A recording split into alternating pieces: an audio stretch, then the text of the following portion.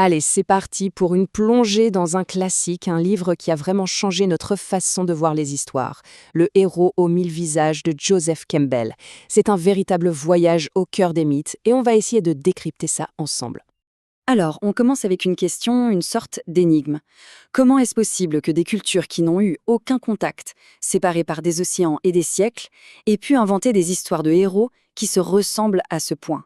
C'est ce grand mystère qui a obsédé le chercheur Joseph Campbell durant toute sa vie. Et sa réponse, eh bien, elle arrive en 1949. Il publie ce livre qui va faire l'effet d'une bombe.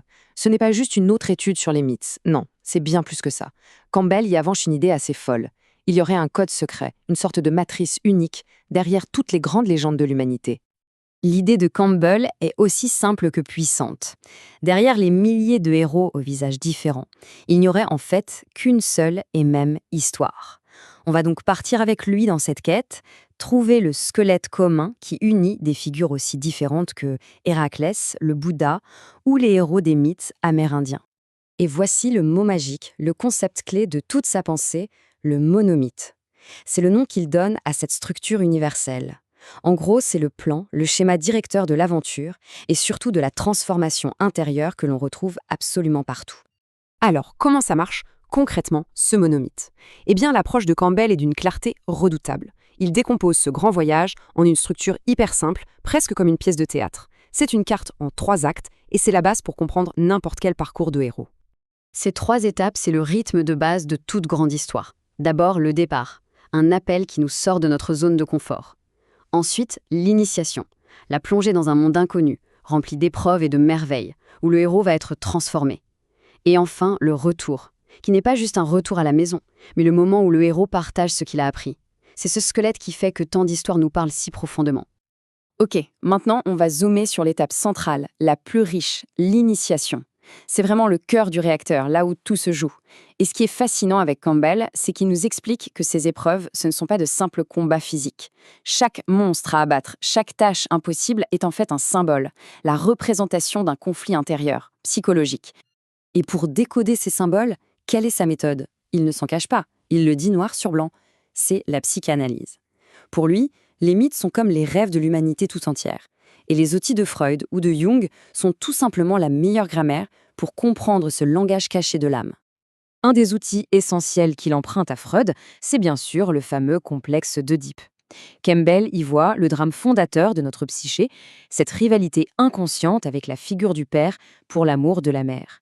Et ce conflit intérieur, d'après lui, va être rejoué encore et encore de manière symbolique tout au long du voyage du héros.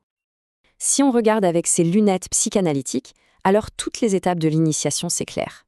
Campbell en identifie plusieurs qui sont cruciales. De la rencontre avec la déesse, qui représente la mère bienveillante, jusqu'à l'union au père, la réconciliation finale. Chacune de ces étapes est en fait une confrontation avec une partie de soi-même, un pas de plus vers la maturité. On voit très bien ici comment fonctionne la pensée symbolique.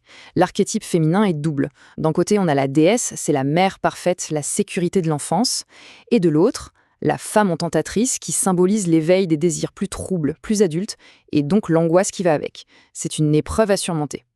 Et cette fameuse union au père, attention, ce n'est pas un combat physique, c'est bien plus subtil.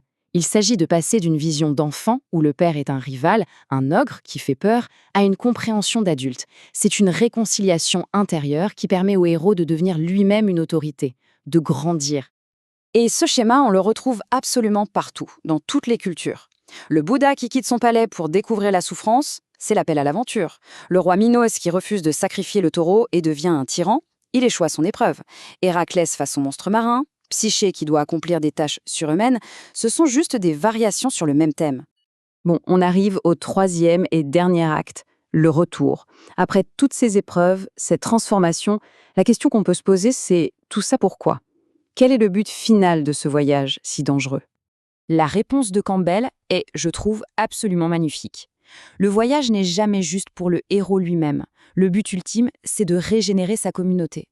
Le héros devient une sorte de canal qui ramène une nouvelle énergie, une nouvelle sagesse. Bref, un flux vital qui manquait à son monde. Ce qu'il rapporte, Campbell l'appelle l'élixir. Mais attention, on est loin de la potion magique d'Astérix. L'élixir est un symbole. Ça peut être une sagesse, une nouvelle loi, une technologie ou une paix retrouvée. C'est le don qui va guérir les maux de la société. Et ce don peut prendre toutes les formes imaginables. Ça peut être quelque chose de très concret, comme une récolte qui sauve le peuple de la famine. Ça peut être la maîtrise d'une énergie, comme Prométhée qui ramène le feu. Ou ça peut être quelque chose de totalement spirituel, comme une nouvelle foi qui redonne un sens à la vie. Au fond, c'est ça le pouvoir et l'utilité des mythes. Ce ne sont pas de simples contes pour enfants, ce sont des cartes routières pour l'esprit humain. Des guides symboliques pour nous aider à naviguer les grandes étapes de la vie. Le passage de l'enfance à l'âge adulte, de la dépendance à l'autonomie, de l'ignorance à la connaissance. Ce graphique résume tout ça à la perfection. Le héros quitte son monde ordinaire, il plonge dans le monde spécial de l'aventure et il revient. Mais attention, ce n'est pas un retour au point de départ, il revient changé, grandi. Le parcours n'est pas un cercle, c'est une spirale. On revient au même endroit, mais à un niveau supérieur. Et tout ça nous amène à une dernière pensée, une question un peu vertigineuse. Si ce modèle est si universel, c'est peut-être parce qu'il ne décrit pas que les mythes anciens. Il décrit aussi la structure de nos propres vies, ses départs, ses épreuves, ses retours. Il nous façonne tous. Et la question reste ouverte. Quel est l'élixir que chacun peut rapporter au monde ?